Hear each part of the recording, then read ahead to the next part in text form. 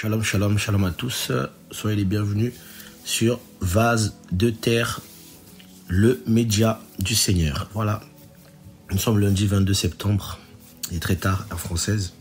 Et je souhaite partager l'évangile du Seigneur, du moins une pensée que j'ai à cœur après ce temps de prière. Et je suis vraiment convaincu de partager cela avec vous. Donc voilà, salutations à tous dans tous les endroits où le Seigneur vous a établi. Voilà, être aveugle pour mieux voir la gloire du Seigneur, être aveugle pour mieux être conduit par le Seigneur Yehoshua. Gloire à son nom. Sans plus tarder, la prière. Seigneur, merci pour l'Esprit, merci pour nous conduire, merci pour les frères et sœurs qui vont écouter cette parole. Merci de nous aider à comprendre la pensée du Seigneur pour nos vies. Au nom de Yeshua, que ton nom soit béni, Papa, au nom de Yehoshua. Amen. Être aveugle pour voir la gloire du Seigneur ou être conduit par le Seigneur. Pourquoi je parle de l'aveugle? Il y a deux sens dans la Bible.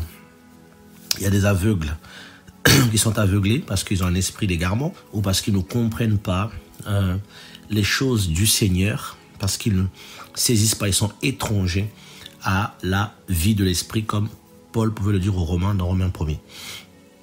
Il y a aussi dans la Bible des hommes que le Seigneur lui-même a rendus aveugles. Voilà. Il les a donné une forme de cécité afin de les briser ou afin de mieux les conduire. Voilà. Dans la Bible, on a des personnes qui ne voyaient pas et qui ont vu la gloire du Seigneur. Paul, le Seigneur disait, je crois que c'est dans Jean 9, il disait aux pharisiens, les pharisiens disaient, mais quand tu parles ainsi, c'est nous aussi que tu insultes. Donc insinues-tu que nous sommes aveugles? Et le Seigneur va répondre à ces pharisiens en disant, si vous étiez aveugle, vous n'aurez pas de péché. Mais maintenant que vous dites que vous voyez, voilà pourquoi vos péchés demeurent. Donc ces gens avaient une vision très humaine, très charnelle. Ils pensaient connaître, ils pensaient avoir, ils pensaient voir du moins, ils pensaient saisir. Et il arrive souvent à un temps dans la vie d'un serviteur du Seigneur, d'un enfant du Seigneur, où on a l'impression qu'on a une certaine maîtrise, qu'on connaît, que ça fait longtemps qu'on prie. Moi, je suis là depuis des années, mais je connais le Seigneur depuis 20 ans, 30 ans, 40 ans. Mais écoute, moi, je prie depuis des années, je fais l'œuvre depuis des années. Il peut arriver un moment que toutes ces informations-là, toutes ces choses-là finissent par susciter dans nos cœurs comme une forme de corruption, une forme d'orgueil, où on fait les choses, voilà, on a l'expérience, on fait les choses, on se met à marcher, on se met à poser des actions qui semblent être bien, qui semblent être à la gloire du Seigneur, qui semblent être pour le Seigneur, mais parfois qui ne sont pas désirés, ni voulus, ni commandés par le Père, ou dans notre marche chrétienne, on va avoir l'impression que, les chrétiens, à un moment, et tu sens que, voilà, on y est, on connaît, on sait comment ça marche, et on s'habitue au Seigneur parce qu'on n'est plus dans l'esprit, on est maintenant dans l'habitude.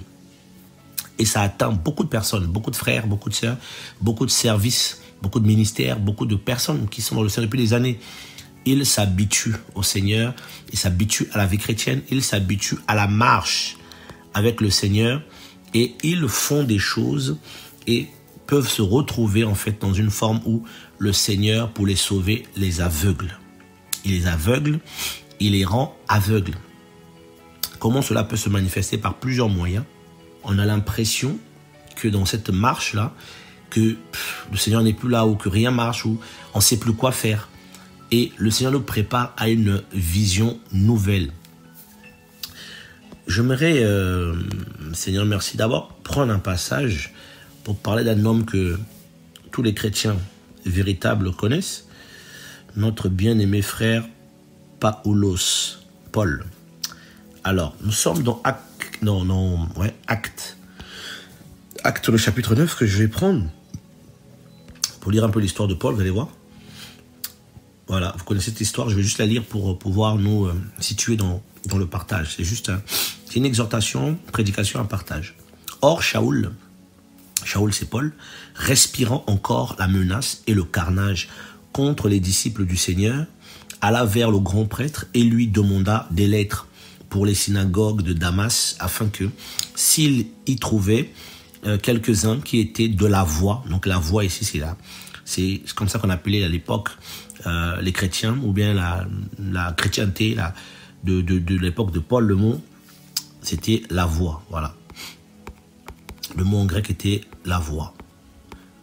Donc nous sommes toujours, voilà, vient du grec odos, qui signifie au sens propre une voie, une route, un chemin ou un sentier. Il signifie également une manière de se conduire, de penser, de décider une doctrine, la doctrine du Seigneur. Voilà, odos, la voie. C'est comme ça qu'on appelle les chrétiens.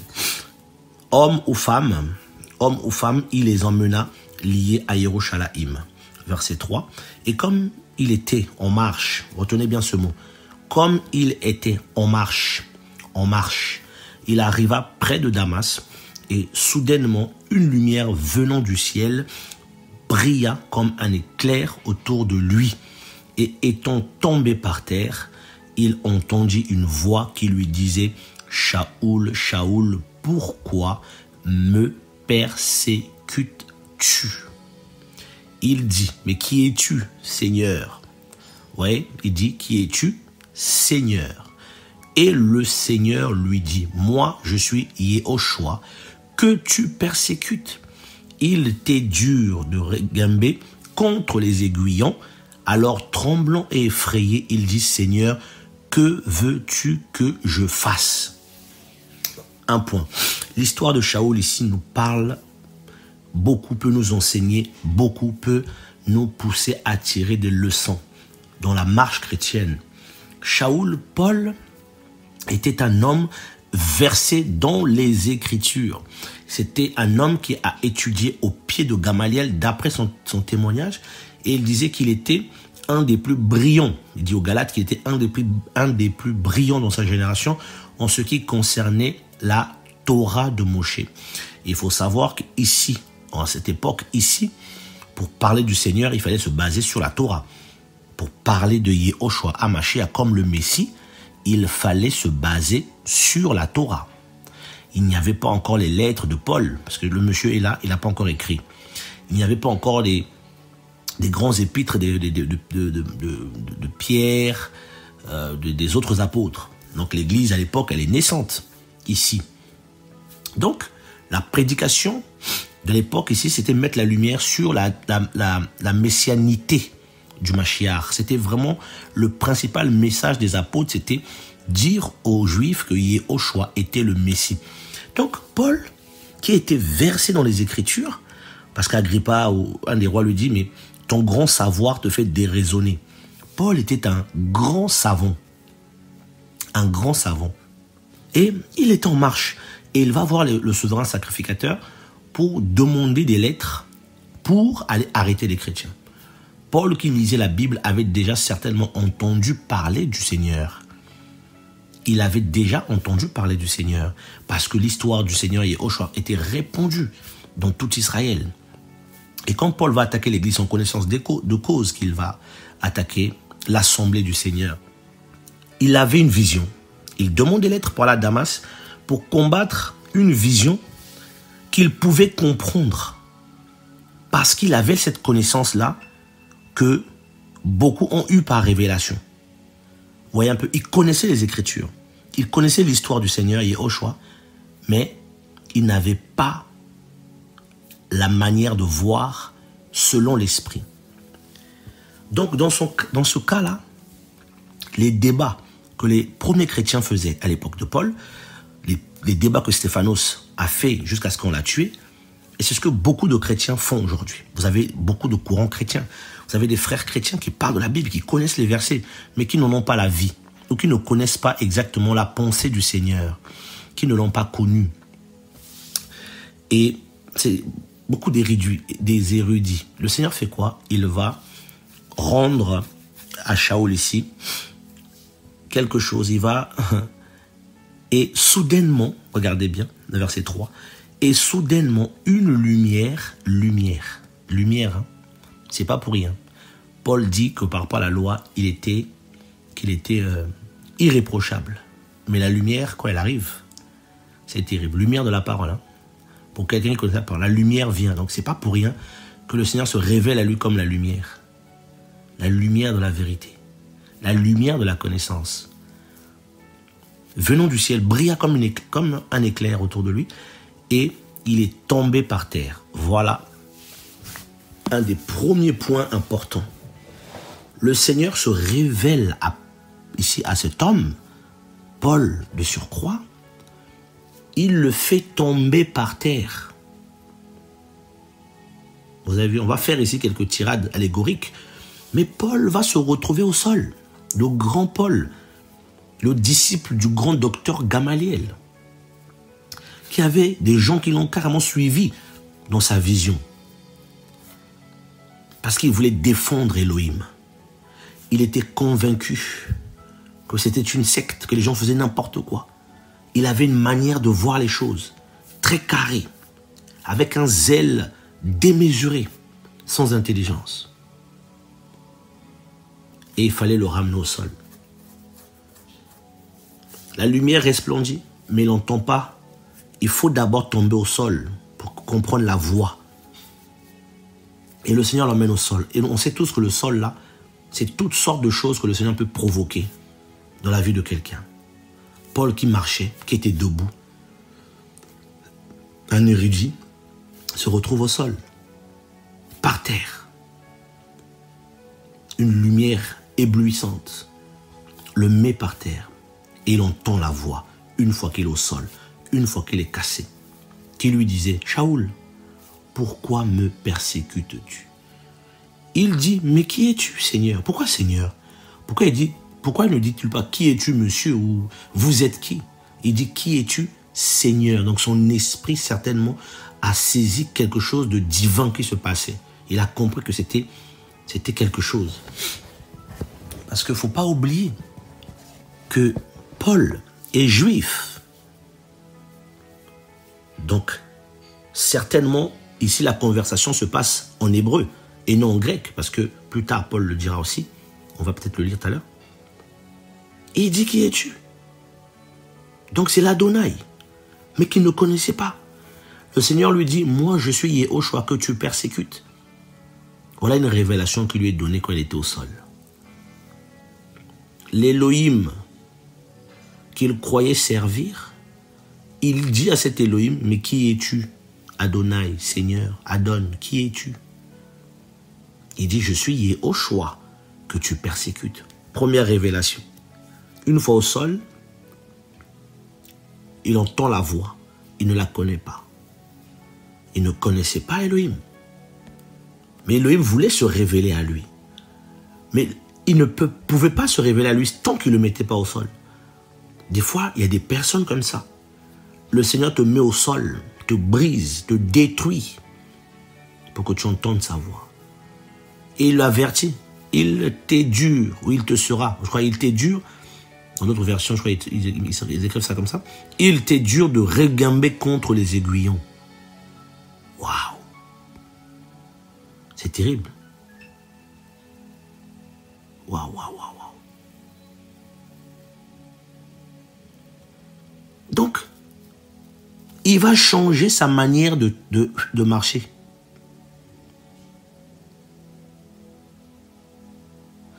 Donc, les aiguillons ici, ça veut aussi dire offrir une vaine, ou bien périlleuse, ou bien ruineuse résistance. Waouh! C'est terrible. Et aiguillon, c'est une pièce métallique pour diriger les bœufs et autres bêtes de trait, d'où le proverbe roué contre les aiguillons. Donc, tu ne pourras pas résister.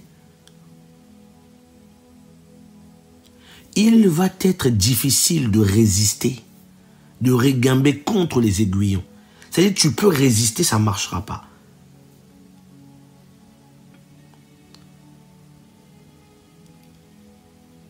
Waouh!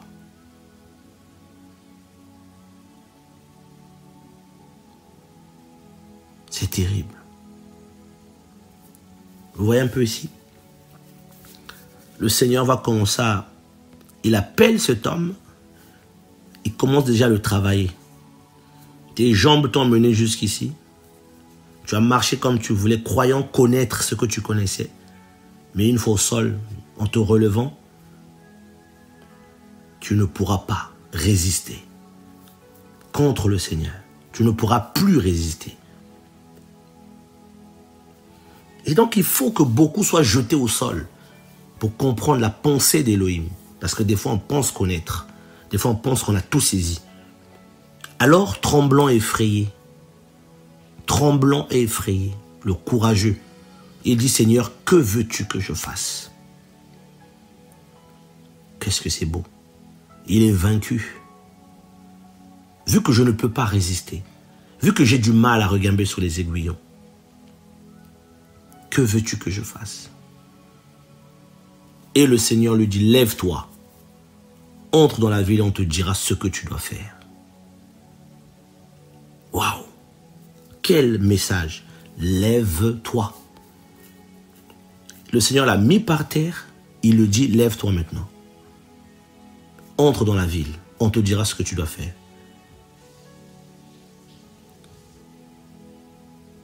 Verset 8. Et Shaoul se leva de terre, et malgré ses yeux ouverts, il ne voyait rien. Et le conduisant par la main, ils le menèrent à Damas. Et il fut 3 jours sans voir, et sans manger ni boire. Vous connaissez la suite. Il est venu tout seul, il est venu marchant seul. Mais à la fin, à Damas, il va, on l'emmène. Il était venu pour arrêter les gens à Damas, mais à Damas, il va rencontrer la vue. Il va avoir une vision. Shanania ou Ananias va venir lui imposer les mains. Waouh! Et Paul donne, il parle de ça, je crois qu'il est dans Acte 26. À partir du verset, c'est un discours que Paul tient. Voilà. Acte 26, à partir du verset 12. Paul dit ceci. Enfin, il raconte cette histoire-là qu'on vient de lire. Dans ces dispositions, et comme j'allais à Damas, avec pouvoir et permission des principaux prêtres. Des principaux prêtres. Paul connaissait les principaux prêtres. Wow. Au milieu du jour, dans le chemin, roi, j'ai vu une lumière venant du ciel, plus éclatante que le soleil, laquelle brillait autour de moi et de ceux qui étaient en chemin avec moi. Et nous tous, étant tombés par terre, j'ai entendu une voix me parlant en langue hébraïque, disant, Shaoul, Shaoul, pourquoi me persécutes-tu? Il était dur de regamber contre les aiguillons, mais moi, j'ai dit, qui es-tu, Seigneur? Il a dit, moi, je suis Yehoshua, que tu persécutes. Mais lève-toi et tiens-toi sur tes pieds. Car, écoutez, car je te suis apparu pour te désigner pour serviteur et témoin des choses que tu as vues. Il a vu des choses, mais pourtant il était aveugle. Aha! Et de celles pour lesquelles je t'apparaîtrai. Waouh! Donc pendant que Paul vit une lumière, ça l'a rendu aveugle. Mais dans l'aveuglement, il a commencé à voir autre chose. Il a commencé à avoir des visions. Avant, il se conduisait religieusement, durement, avec un zèle amer, zélé pour les traditions de ses pères. Mais il n'était pas zélé pour le Seigneur. On peut être zélé pour sa propre vie, pour son ministère, pour rendre son nom grand, pour se servir des réseaux sociaux, pour être connu. On va vouloir se présenter aux hommes plus que présenter le Seigneur. On va vouloir inventer des concepts chrétiens aujourd'hui pour chercher à gagner des gens, non pour le Seigneur, mais autour de soi. Et le Seigneur vient, Paul est aveugle. Il dit, je t'apparaîtrai. Donc ça dit, des choses que tu as vues et de celles dans lesquelles je t'apparaîtrai. Donc, Paul reçoit, il reçoit dans cette dans cette cécité que Yahweh lui avait imposée, il reçoit des visions, il entend des voix, il entend la voix du moins, et Yahushua se révèle à lui. Et Paul, aveugle, le Seigneur le fait conduire, on l'emmène, il accepte que Chanania lui impose les mains parce qu'il était aveugle. S'il n'était pas aveugle, il était venu pour arrêter Chanania, il l'aura arrêté. Mais vu qu'il est aveugle, il va arrêter Chanania comment? Et là, il est spirituel. Il est spirituel.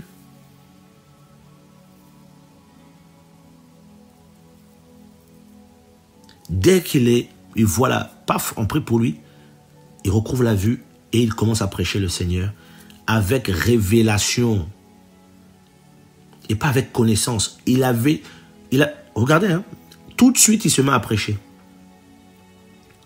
Il dit au verset 20, mais j'ai annoncé premièrement à ceux de Damas et à Yerushalayim, dans tout le pays de Judée parmi les nations, de se repentir et de se convertir avec la pratique d'œuvres dignes de la repentance.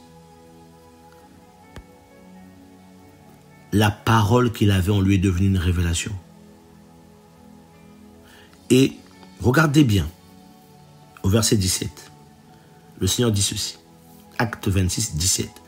En t'arrachant hors du peuple et des nations vers lesquelles moi je t'envoie maintenant, pour ouvrir les yeux, afin qu'ils se tournent de la ténèbre vers la lumière et de l'autorité de Satan vers Elohim, afin qu'ils reçoivent le pardon des péchés et un lot parmi ceux qui ont été sanctifiés par la foi en moi. Le Seigneur rend aveugle pour ouvrir nos yeux. Et pour qu'on ouvre les yeux des autres. Mais on ne parle pas ici, mes amis, de l'aveuglement physique. On ne parle pas de la cécité des yeux physiques. Mais ici, sur le plan spirituel, des gens endurcis. Paul a eu autant un ministère envers les religieux qu'envers aussi les nations qui ne connaissaient pas Elohim, mais qui étaient sacrément ancrés dans des formes de religiosité, comment dire ça, avec des divinités complètement, voilà. Vous connaissez les Grecs, Paul a beaucoup œuvré parmi les Grecs, et c'était des gens qui croyaient à des dizaines, des vingtaines de divinités. Mais il avait une manière de penser. Il fallait changer sa manière. Le Seigneur devait l'envoyer dans les nations. Il fallait briser le juif qu'il était. Il fallait briser l'érudit qu'il était. Il dit lui-même que toutes ces choses, il les a considérées comme de la boue, comme une perte, à cause de l'excellence de la connaissance. Donc l'excellence de la connaissance de Yehoshua lui a fait perdre la fausse connaissance qu'il croyait avoir, qu'il considérait comme de la boue. Et il est passé par la cécité. Beaucoup de chrétiens, beaucoup d'enfants du Seigneur, beaucoup de serviteurs, de servantes d'Elohim sont remplis d'orgueil à cause des dons spirituels qu'ils ont, mais ils n'ont pas, en fait, et à un moment, à cause de tous ces dons-là, de l'excellence du don, et vu qu'il n'y a pas d'écharde, ils finissent par s'endurcir. Ou bien avec la force du temps, la force des années, et beaucoup finissent par perdre, en fait, la sensibilité, et les choses se font parce qu'on est là depuis longtemps, on sait comment ça commence. Je disais à des frères il n'y a pas longtemps, je disais, mais les amis, souvent on dit, oui, bon, Satan sait comment on commence, mais beaucoup de frères et sœurs finissent toujours par mettre en place un système. Un autre sur un autre, un autre sur un autre. On sort d'un système, on en crée un autre. On sort d'un autre, on en crée un autre. L'homme est terrible. Paul avait l'habitude de marcher pour aller arrêter les gens au nom de l'Élohim d'Israël, qu'il ne connaissait pas, mais dont il avait une grande connaissance de la parole, c'est-à-dire la parole révélée à Moshe, il la connaissait bien, mais il ne connaissait pas l'Élohim de cette parole. Il fallait le jeter à terre. Et dans la Bible, on a vu des aveugles, hein, mes amis, que le Seigneur a aidés. Les aveugles que le Père a aidés.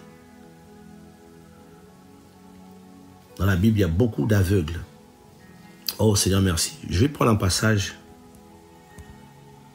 Paul est parti ouvrir les yeux des aveugles, mais Ésaïe 42, 7. De toute façon, c'est le Seigneur qui se glorifie à travers Paul. Mais ce sont des prophéties données. Le Seigneur va ouvrir les yeux des aveugles. Vous voyez les aveugles quand le Seigneur les conduise. Quand le Seigneur conduit les aveugles, là. Quand le Seigneur conduit les aveugles ne boudent pas. Hein. Les aveugles ne sont pas comme beaucoup qui... oh non, moi non, mais moi c'est pas comme ça. Moi, voilà, moi c'est pas comme ça. Je vois pas les choses comme ça. Il y a beaucoup ça. Maintenant, c'est des conflits, des guerres. Moi, j'ai ma vision. Maintenant, c'est ça les églises aujourd'hui. Les ministères, ma vision. C'est parce que le Seigneur m'a dit. Moi, j'ai reçu une vision claire. Ok. Mais est-ce que tu as été aveugle? Est-ce que c'est la vision du Seigneur ou celle des hommes? Voici ce que Yahweh dit dans Ésaïe 42. Je vais même lire à partir du premier verset. Juste pour le... À partir du premier verset, là, on y va. Voici mon serviteur que je soutiens, mon élu, en qui mon âme prend plaisir. J'ai mis mon esprit sur lui, il fera sortir le jugement pour les nations. Il ne criera pas, il n'élèvera pas la voix, il ne la fera pas entendre dans les rues, il ne brisera pas le roseau écrasé, il n'éteindra pas la mèche qui se ternit, il fera sortir la justice selon la vérité, il ne sera pas écrasé et ne s'affaiblira pas jusqu'à ce qu'il ait établi la justice sur la terre et que les îles espèrent en sa Torah. Donc là on parle bien du Mashiach et Yahushua. Ainsi parle elle, Yahweh, qui a créé les cieux et qui les a étendus, qui aplanit la terre avec ce qu'elle produit, qui donne la respiration au peuple qui est sur elle et l'esprit à ceux qui y marchent. Donc vous voyez bien que c'est le Seigneur qui fait marcher les humains. Moi Yahweh, je t'ai appelé en justice, je prendrai ta main et te garderai, je t'établirai pour être l'alliance du peuple et la lumière des nations, pour ouvrir les yeux des aveugles, pour faire sortir du cachot les prisonniers. Ce qui m'intéresse, c'est les yeux des aveugles. Vous voyez un peu? Donc, je parlais tantôt qu'il y avait aussi la cécité, l'aveuglement spirituel, dans le sens où les gens ne voient pas. Parce qu'il y a des gens qui sont aveuglés, et il y a des gens que le Seigneur plonge dans l'aveuglement pour changer leur vision. Seigneur, mais cet homme qui est aveugle, qui a péché, c'est lui ou bien? Non, non, c'est pas lui. Ce sont les... Est-ce que c'est ses parents? Il dit non, non, non. Vous voyez un peu? Donc, quand la parole est révélée, les aveugles voient. En ce jour-là, les sourds entendront les paroles du livre. Ah, j'aimerais bien lire ce passage, attendez. Je crois que c'est dans Ésaïe aussi. Ésaïe 29. Voilà, c'est ça. Le verset 18 d'Ésaïe 29. En ce jour-là, les sourds entendront les paroles du livre, et de l'obscurité des ténèbres, les yeux des aveugles verront. Donc, il y a des personnes qui sont dans les ténèbres. Les yeux ne voient pas. Mais il faut, pour les ouvrir, entendre les paroles du livre. En gros, la parole d'Élohim. C'est cette parole-là qui ouvre les yeux. Et Paul l'avait, mais il l'avait de façon livresque. Et vous allez voir, il y a un autre passage, je crois, c'est dans Ésaïe 35, 5. Alors s'ouvriront les yeux des aveugles, s'ouvriront les oreilles des sourds, tout ça là. L'Éternel ouvre les yeux des aveugles, l'Éternel redresse ceux qui sont courbés. En fait, c'est lui qui ouvre les yeux, le Seigneur. Et c'est lui qui ouvre l'esprit pour que les gens comprennent la parole. Et Paul devait passer par l'aveuglement afin de voir clair. Parce que nous avons été appelés à la lumière.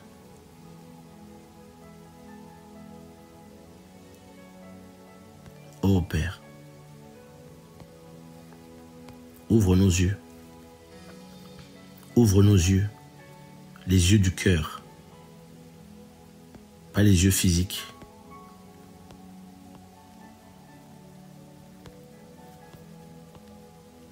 Le Seigneur va conduire Paul du moins à la main. On va le sortir. Parce que l'aveugle, il obéit mieux au Seigneur. Quand le Seigneur lui parle, il ne voit pas, il entend la voix.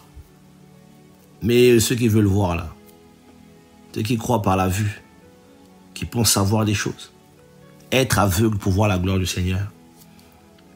Quand le Seigneur appelle Moïse, Moïse veut voir le buisson ardent, il veut voir avec ses yeux, mais il n'entendait pas la voix. Dans Exode 3, le verset 6, quand le Seigneur lui dit, c'est moi, l'Élohim de ton père, l'Élohim d'Abraham, l'Élohim d'Isaac, et ainsi de suite, Moshe cacha ses faces parce qu'il craignait de regarder vers Elohim. Il ne voulait pas voir. Mais pourtant, il regardait le buisson. Il regardait le buisson, mais quand la voix est sortie, il dit, il ne veut pas voir Elohim. Il ferme les yeux, il ne voit plus. C'est terrible.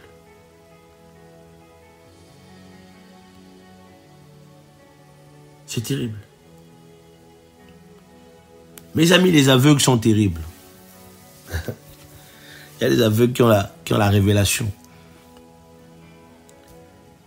Bartimée va crier, Yehoshua, fils de David. Personne, on le méprisait, mais t'es un aveugle. Mais il a entendu. Il a entendu. Fils de David, aie pitié de nous. Waouh! C'est terrible. Des aveugles voient mieux les choses que beaucoup. Ceux qu'on méprise là. Il y a un passage des Écritures que j'aimerais qu'on lise. Avec des aveugles. Alors, Matthieu 9, à partir du verset 27. Ouais, c'est ça, Matthieu 27. Matthieu 9, à partir du verset 27. Étant parti de là, Yehoshua fut suivi par 2 aveugles qui criaient en disant, Fils de David, aie pitié de nous. Et quand il fut arrivé dans la maison, les aveugles s'approchèrent de lui. On se pose des questions, mes amis. Étant parti de là, Yehoshua fut suivi par 2 aveugles. Mes amis, il y a un problème. Comment les aveugles l'ont suivi? Ils sont aveugles. Ils l'ont suivi comment? Oh, la parole. Et non seulement ils l'ont suivi, qu'ils criaient en disant, Fils de David, aie pitié de nous. Ils l'ont suivi. Mes amis, les aveugles ont suivi Yehoshua. Il y a des gens là, ils ne sont plus aveugles, c'est des voyants. Tellement ils voient Yehoshua qu'ils ne le suivent plus. Ils voient autre chose. Mais ici, les aveugles là, ils auraient pu se plaindre de ne pas voir, mais ils ont suivi Yehoshua. Et quand il fut arrivé dans la maison, vous savez, quand Yehoshua arriva à la maison, les aveugles s'approchèrent de lui. Oh, la parole du Seigneur est merveilleuse. Comment les aveugles s'approchèrent de toi, Seigneur? Ils sont aveugles. Comment ils voient? Mais parce que quand on est aveugle, frère, on s'approche du Seigneur. Rien ne marche, tout ce que tu fais ne marche plus. Tu as l'impression que le Seigneur t'a quitté. Tu sens plus sa présence. Plus rien ne marche. Tu es troublé, tu pleures, tout ça. Tu as l'impression que le Seigneur, c'est plus comme avant. Approche-toi. Tu commences à pleurer. Tu commences à prier. Tu commences à jeûner. Tu sens en toi que ça ne va pas. Tu sens que ton intimité, c'est plus trop ça. Il provoque cet aveuglement. Parce que tu t'es habitué au don, à la grâce, à la capacité de jouer au piano, à la capacité de chanter, à l'onction, au ministère, aux prophéties, à la mission. Tu t'es habitué. Et il commence à te rendre aveugle. Pour que tu t'approches, pour que tu suives la cadence. Tu es perdu. Tu as l'impression que tu ne ressens plus la présence du Seigneur comme avant. Tu prêches, mais tu dis, mais Seigneur, on dirait moi-même, je ne comprends plus. Qu'est-ce qui se passe? Il t'aveugle pour mieux te contrôler. Et Yehoshua leur dit, croyez-vous que je puisse faire cela? Ils lui disent, oui Seigneur. Les aveugles croyaient que Yehoshua pouvait leur rendre la vue. Alors toucha leurs yeux en disant, qu'il vous soit fait selon votre foi. Et leurs yeux s'ouvrirent. Alors Yehoshua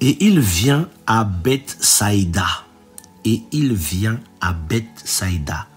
On lui emmène un aveugle et on le supplie pour qu'il le touche. Et prenant la main de l'aveugle et le conduisit hors du village. Bethsaïda, maison de pêche, je crois, ou maison de chasse, quelque chose comme ça, en hébreu.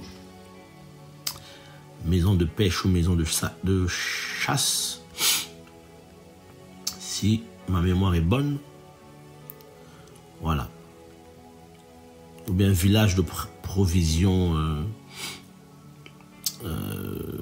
quelque chose comme ça, je pense. Si ma mémoire est bonne. Voilà. Voilà, maison de provision, nourriture, souvent liée à la pêche ou à la chasse, effectivement. Voilà. J'ai fait une petite recherche rapidement. Et je pense que certains apôtres comme Pierre, André et Philippe étaient issus aussi de là. Donc voilà, je faisais la pêche aussi, donc ça c'est pas... Voilà. Et cet aveugle, on dit, le Seigneur rentre dans son village, Bethsaïda, maison de pêche, maison de provision, maison de pêcheurs. C'est terrible. Il y avait une âme à pêcher ici. Maison de la pêche. Mais ce monsieur ne voyait pas.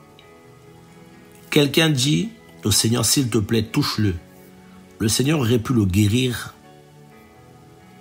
dans ce village-là. Tout le monde savait que cet homme était aveugle, qu'il ne voyait rien. Tout le monde. Mon Dieu, oh Seigneur, s'il te plaît, touche-le. Mais lui, il ne voyait pas. Le Seigneur aurait pu le guérir là-bas. Le Seigneur l'a pris par la main et l'a emmené hors de son village. Waouh! Le Seigneur ne voulait pas qu'il voie au village. Il aurait pu le guérir là où on a intercédé pour lui, au village là-bas. Seigneur, guéris notre frère. Le Seigneur dit non, lui, sa guérison, ça ne peut pas être dans ce village-là. Donc, il y a des visions que le Seigneur va te donner. C'est loin de là où tu es. Ah, Seigneur, aie pitié de nous. Il y a des personnes qui doivent quitter des endroits parce que là-bas, ils deviennent aveugles. Ils ne comprennent pas. Ils sont mal à l'aise. Mais ils n'arrivent pas à expliquer pourquoi je suis mal à l'aise comme ça ici. Mais je connais, Seigneur, mais c'est des frères, des sœurs que je connais depuis longtemps. Ça fait longtemps que je travaille avec cette association. Je suis avec cette église. Je suis dans ce... Des fois, le Seigneur veut t'emmener ailleurs. Il veut ouvrir tes yeux. C'est pas parce que il t'emmène ailleurs qu'il n'est plus avec toi ou bien que tu es en train de partir en vrille. Dans la maison des pêcheurs, là, dans la maison de la provision, là où il y a la provision, c'est pas là-bas que tes yeux vont s'ouvrir. Maison de nourriture. Parce qu'il y a deux mots là. Soit la chasse, soit la gibier. Il y a le mot Saïd et il y a aussi le mot Saïd, ouais, et le mot Saïd, je crois. Non, Seda. Et Beit, on sait tous, c'est la maison. Il le prend par la main. Hors du village. Parce que ici, tant que tu restes ici, tu ne pourras pas voir selon que moi je veux. Tu n'auras pas la vision que je veux que tu aies. Tu ne pourras pas comprendre ce que j'attends de toi. Vous vous imaginez, le Seigneur rentre dans la maison, là où il y a la provision, là où il y a la pêche, donc là où il y a des poissons. Il prend quelqu'un là-bas, il le sort. Et le conduisit hors du village. Et après lui avoir mis de la salive sur les yeux, et lui avoir imposé les mains. Waouh, Seigneur, tu l'as emmené jusqu'à hors du village pour lui imposer les mains. Et pour lui ouvrir les yeux avec de la salive. La salive qui est sortie de la bouche du Seigneur et Yeshua lui-même. Pour le oindre les yeux. Et lui imposer les mains en même temps. Il lui demanda s'il voyait quelque chose. Il lui dit, est-ce que tu vois quelque chose? Il aurait pu dire, vois. Il dit, est-ce que tu vois quelque chose? Ayant recouvré la vue, il dit, je vois des humains parce que j'aperçois comme des arbres. Monsieur connaissait des arbres, l'aveugle connaissait même les arbres. Mais il voit des humains comme des arbres, c'était pas clair. Et il marche. Ah, ouais. Alors il lui imposa de nouveau les mains sur les yeux. Cette fois-ci, il n'a pas mis la salive, il a mis les mains sur les yeux. Et le fit regarder. regarde bien maintenant. Vous voyez un peu? Donc, c'est symbolique ici, mais c'est beau. Salive sur les yeux, regarde, il ne voit pas clair. Il voit les arbres, il voit les humains, il voit les arbres. Il lui impose les mains, maintenant lui-même sur les yeux, et il le fait fixer le regard. Il le fait regarder. Il fut restauré à l'état initial et les voyait tous de loin et clairement. Et il le renvoya dans sa maison en disant, n'entre pas dans le village et ne le dis à personne. Rentre seulement dans ta maison, mais pas dans le village. Donc, où était sa maison? Donc, il y a, frères et sœurs, des personnes que le Seigneur peut rendre aveugles parce qu'il a une vision pour eux. Et en fait, je parle ici de manière allégorique ou encore prophétique, comme beaucoup aiment. C'est pour faire des tirades, pour nous donner des enseignements. Des fois, on est mal à l'aise, on étouffe parce que le Seigneur, et on a l'impression que rien ne marche. On a l'impression que le Seigneur n'est plus avec nous. On a l'impression que peut-être que le Seigneur veut changer notre manière de voir les choses. Pas forcément aller loin ou aller faire une œuvre ou le ministère, non. Mais peut-être qu'il veut changer notre manière aussi de voir les choses, de vivre les choses. On a l'assemblée, tout ça, on a l'impression que la présence du Seigneur, parce qu'il y a souvent des systèmes, donc le Seigneur nous rend aveugles et on ne comprend plus rien, on cherche et on cherche. Et là, paf, révélation, action d'ôter le voile, donc il faut voir. Et on dit, waouh, Seigneur. Et beaucoup, quand le Seigneur les plonge dans la cécité, pour changer leur vision, ils rechignent. Non, mes amis, Elohim est bon. Elohim est bon. Il vient, il nous ouvre les yeux, comme dans Jean 9, et cet homme va l'adorer. Il va adorer le Seigneur. Donc ça arrive, mes amis, qu'on a l'impression que rien ne marche, qu'on est aveugle, qu'on ne voit plus rien, qu'on ne sent plus rien. Pour ceux qui aiment vraiment le Seigneur nous aime. Je ne sais pas, cette pensée m'est venue. Plaît au Seigneur de parler à ses enfants, de leur expliquer cette pensée, de leur donner l'intelligence de comprendre cette pensée. Plaît à lui au nom de Yeshua le vivant. Voilà. Il ne fait pas ça autre chose. Paul croyait connaître. Et rendu aveugle, il a reçu un puissant ministère. Et un puissant ministère. Des éclairages extraordinaires. Lui qui était champion de la loi, champion, il croyait connaître. Aveuglé, pendant 3 jours, il entend des voix, reçoit des choses et regardez comment nous sommes bénis. Depuis que le Seigneur a ouvert ses yeux. Vous imaginez Paul, comment il est tombé de haut. Lui qui croyait connaître. Lui qui croyait être dans la vérité. Qui croyait saisir les choses. Lui qui croyait avoir déjà atteint la connaissance.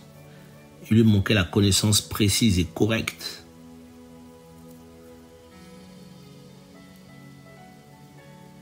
Et il ouvre les yeux des aveugles. Pas pour qu'on voit d'abord physiquement. Je parle sur le plan spirituel. Mais pour qu'on voit le Mashiach. Pour qu'on comprenne qui est le Seigneur pour nous. Il nous ouvre les yeux. Et quand notre vision est biaisée, parce qu'on a été nourri d'un évangile centré sur les hommes, centré sur les églises, centré sur les ministères, centré sur les œuvres à fournir, à faire, centré sur les églises, il nous rend aveugles pour balayer tout ça. Et vu que la vie chrétienne de beaucoup de chrétiens, à plus de 80% est basée sur les églises, les programmes, les conférences, les séminaires, les œuvres. Très peu de chrétiens leur foi est basée sur une relation personnelle avec le Seigneur. De sorte que si on les met quelque part, sans église, sans d'autres moyens de communication avec les chrétiens, beaucoup vont abandonner. Parce qu'ils ne sont pas bâtis sur le roc. Et le Seigneur vient, paf. Tu comprends pas, tu es à la maison, tu commences à élever les enfants, tu es enceinte, mais j'en ai marre. Seigneur, tu comprends pas. Le travail, il te rend aveugle, il commence à te travailler pour que ta vision soit fixée sur lui. Et le regard fixé sur Mashiach. Donc les yeux de la chair, les yeux de nos émotions, les yeux de nos ambitions, et paf, il les éteint et on a du mal à regamber sur les aiguillons, à résister. Parce qu'on est vaincu par le Seigneur, on est jeté au sol. Et lève-toi. Et là, c'est lui qui conduit. Il nous dirige. Chananien pose la main à Paulos. Paul voit clair. Mais quand il a vu clair là, c'est pas comme il voyait avant. Il avait une nouvelle vision des choses. La parole qu'il n'arrivait pas à comprendre est devenue une réalité. Il a commencé à défendre le Mashiach avec la même parole qu'il connaissait déjà. Et sans compter toutes les révélations qui sont venues à lui. Voilà, frères et sœurs, au nom de Yeshua, le vivant, notre bien-aimé, l'amour de ma vie, voilà, je voulais simplement partager cette pensée que j'ai eue il y a peut-être une semaine. Et pendant que je priais, ça m'est revenu. Et je veux rendre gloire au Seigneur pour son amour. Et nous demander à nous tous de revenir au Seigneur, voilà, qui nous ramène à lui de plus en plus. Et l'amour du Seigneur en train de s'éteindre, la crainte du Seigneur en train de baisser dans le cœur de beaucoup de chrétiens dans les nations. Et prions vraiment que le Seigneur nous humilie davantage dans sa présence afin qu'on revienne à lui et que l'amour de nos premières œuvres demeure et que Yehoshua reste toujours la lumière de nos vies. Voilà, il s'est révélé à Paul comme la lumière, la véritable, celle de la vie. Parce que Paul n'était pas fixé sur lui, mais sur ses œuvres, sur une fausse parole qui en réalité était une vraie parole, mais qui n'a pas été vécue correctement. Paix et grâce sur l'église d'Élohim, notre maître, et que le Seigneur garde ses élus, garde ses serviteurs et ses enfants dans les nations. Père, merci pour cette parole, merci pour l'esprit, merci pour ton amour, papa. Garde-nous, vraiment, protège-nous. Ces temps sont difficiles. Protège-nous contre la chair, contre le faux raisonnement, contre l'ennemi de nos âmes.